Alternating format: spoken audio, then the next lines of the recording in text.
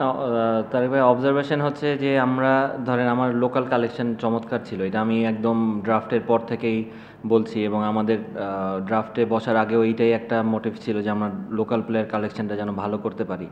কারণ দেখেন টুর্নামেন্টটা দিন শেষে আমাদের লোকাল প্লেয়াররা যতটা ভালো খেলবে ওই দলগুলো এগিয়ে থাকে। হ্যাঁ, আমরা হয়তো বা কিছু টুর্নামেন্টের মাঝখানে মোমেন্টাম হারিয়েছি, কিছু একদম ক্লোজ গেম আমরা হেরেছি, ওই জায়গাগুলো আমাদের একটু মিস্টেক ছিল।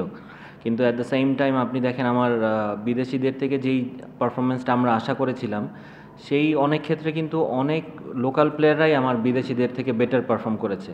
সো ওই জায়গাটায় আমরা এগিয়েছিলাম এবং দলের ভিতরে আমরা হেরেছি, আমরা মোমেন্টাম খুঁজছিলাম, মোমেন্টাম একটা নেয়ার জন্য যে কিভাবে একটা উইন থেকে আমরা মোমেন্টামটা নিতে পারি। সো সবসময় এটাই কথা হতো যে লোকাল প্লেয়ারদের সাপোর্টটা আমার আরও বেশি লাগবে, লোকাল প্লেয়াররা যত পারফর্ম করবে আমাদের জন্য ততটা ইজি হবে। সো আল্লাহ রহমত যে ওরা সবাই পারফর্ম করছে। টি-20 গেমে তো সবাই একই দিনে পারফর্ম করবে না, যখন যার দায়িত্ব হচ্ছে, যার যে দিনটা ওর দিনটা চেষ্টা করছে যে টিমের জন্য ওইটা যেন ফুলফিল করতে পারে। সে আজকে যদি আমি মিরাজের কথা বলি, যে পুরোটা ইনিংস ধরেন অল্প রান চেস করছি আমরা, কিন্তু এরকম প্রেশার একটা গেমে অল্প রানটাও কিন্তু অনেক সময় অনেক রিস্কি হয়ে যায়। সো ও যে মানে ক্যাপ্টেন্স নক যেটাকে বলে একদম শেষ করে বের হয়েছে, এটা একটু চমৎকার ব্যাপার টিমের জন্য। সো নাইম রানে আছে সবাই আপনি।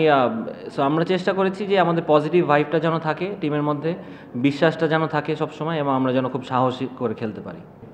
না দেখেন, আমাদের লাস্ট দুইটা গেমই আমাদের একদম লাস্ট ম্যাচ থেকেই শুরু হয়েছে আমাদের নকআউট পর্ব, রাইট? এখন যা মানে অনেকের 3 তারিখ থেকে শুরু হবে। সো আমরা এই প্র্যাকটিসটাও আমার হয়ে গেল যে আমরা নকআউট গেমগুলো আগে খেলেছি। সো 3 তারিখে হয়তো অতটা প্রেশার, আমরা নকআউট নিয়ে চিন্তা হবে না যে হারলে বাদ। সো আমাদের যে টিম আমরা করেছিলাম লাস্ট 2 ম্যাচে, যেটা কথা হয়েছে যে আমরা যেরকম টিম, আমরা যদি আসলেই পারফর্ম করতে পারি আমাদের অ্যাবিলিটি ওয়াইজ, আমাদের সামনে কেউ দাঁড়াতে পারবে না। সো ওই বিশ্বাসটা থেকেই আমরা মাঠে নেমেছিলাম আসলে। না, এখানে আমি চেঞ্জ করি না, অঙ্কন ও নিজে থেকেই ওর ব্যাটিংয়ের প্যাটার্নটা চেঞ্জ করেছে। সো আমি আবারও বলি যে এইটা এক্স্যাক্টলি প্লেয়ারেরই ক্রেডিটটা যায়, কারণ আপনি তখন বুঝতে পারবেন যে আপনার কী করা দরকার এবং কোন জায়গাটায় আপনার চেঞ্জ আনতে হলে আপনি সামনের দিকে এগোতে পারবেন। সো এইটা ওই প্লেয়ারের থেকেই আসে।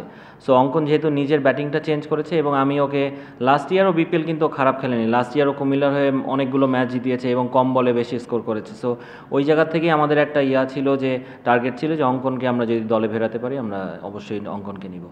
জি অবশ্যই, অবশ্যই বাবু ভাই, কারণ আপনি দেখেন আমরা যদি সে রংপুরকে আমার ফেস করতে হয়, তাহলে কিন্তু ওদের টিম ডেভিড আসবে, আমরা শুনছি যেটা, আমি এখনও শিওর না, ডেভিড ওয়ার্নার আসবে, সুনীল নারায়ণ আসবে, রাসেল আসবে। সো এই 4টা প্লেয়ারকে ফেস করতে গেলেও কিন্তু আমার লিস্টে ওরকম কিছু নাম আমি চাই।